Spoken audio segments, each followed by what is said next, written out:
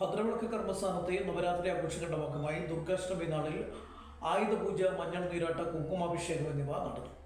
കർമ്മസ്ഥാനം ആചാര്യൻ ബ്രഹ്മശ്രീ മധുദേവാനന്ദ തിരുമേനികൾ പൂജകൾക്ക് മുഖ്യ കാർമ്മികത്വം വഹിച്ചു.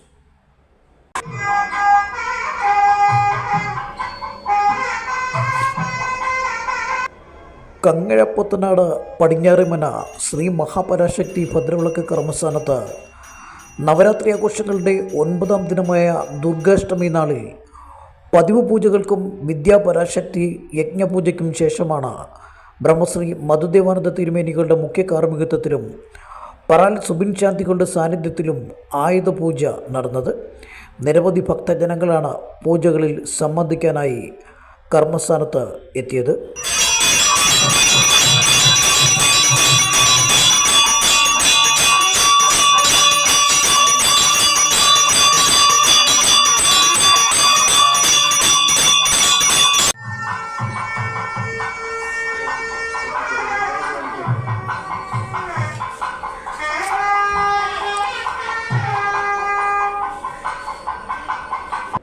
ആയുധപൂജയ്ക്ക് ശേഷം അമ്മയ്ക്ക് മഞ്ഞൾ നീരാട്ടും കുങ്കുമാഭിഷേകവും നടന്നു.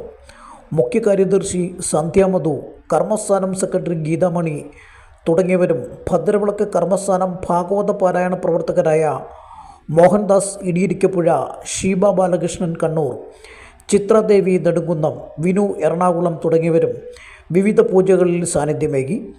വൈകിട്ട് ഭദ്രവിളക്ക് കർമ്മസ്ഥാനം ഭജൻ യൂണിറ്റിൻ്റെ സംഗീതാരാധനയും മഹാദീപാരാധനയും നടക്കും.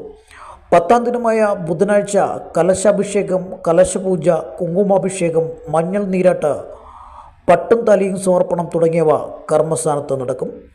വിജയദശമി ദിനമായ വ്യാഴാഴ്ച രാവിലെ 7 മുതൽ ഭദ്രവിളക്കമ്മയുടെ മാന്ത്രിക ഗ്രന്ഥം പുറത്തേക്ക് എഴുന്നള്ളിപ്പും പൂജയെടുപ്പും നടക്കും. 9 മണിക്ക് വിദ്യാരംഭം.